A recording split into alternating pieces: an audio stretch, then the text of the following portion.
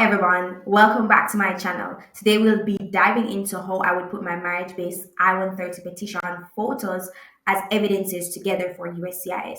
It is very important that I have photos. It is very important that marriage-based cases have photos, but it's more important that it's put together in a way that USCIS understands our love language, understands me and my partner's love language, and basically the pictures that we have tell a story. So let's get into it. So the first thing I do is go on canva.com. On Canva, I would search for flyers and hit that flyer option. It would then take us to this page where we have basically a blank page to work with. Now, on this page, what we want to do is to go over to the left where elements are. On the elements, what you could do is choose frame. So we're going to type in frame, whether it be a rectangular frame, a circle frame, whatever frame you feel comfortable using, you use that frame. We would click on frame and we would drag it to where we would want the frame to go. Now for me, I would do two photos on one page.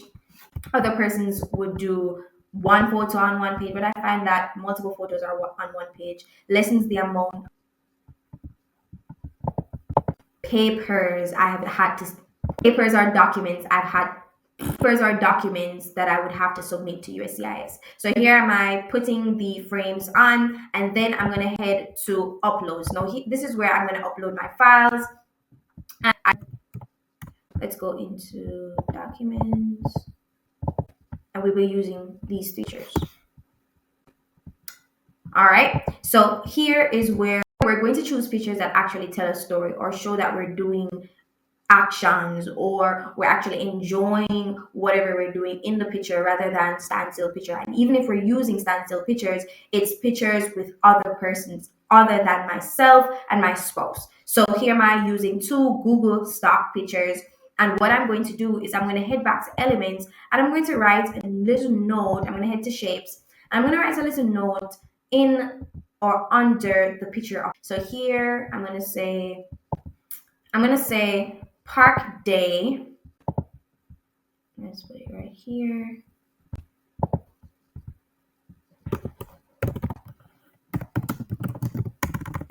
Park family fun day on January 20th, 2025. Let me make this visible and bigger. Color, visible, and bigger. And if you have to slow this down so that you can do it, definitely slow it down so you're able to do it and follow through, right? And then we're going to go into this photo. Why am I using two different color people? I do not know, but let's see if we can find. All right, so we found another photo. Let's use this one. All right, let's use this one. And we are going to switch the photos. So we're going to have this.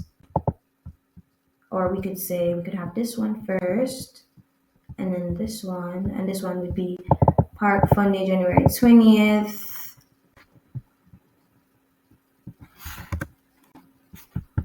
And then duplicate from down here.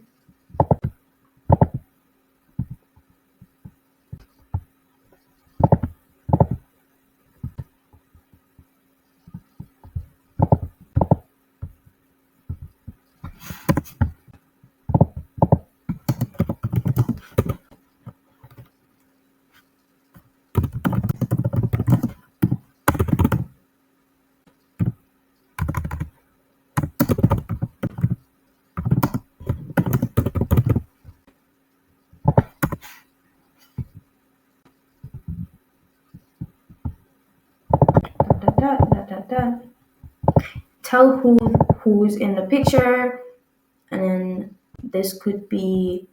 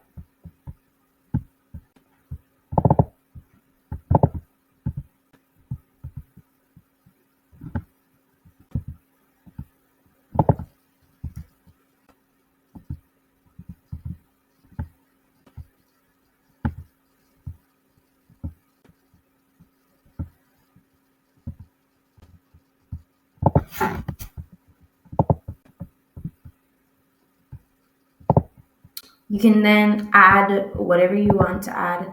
I'm, for instance, probably would add some borders just to make it look nice.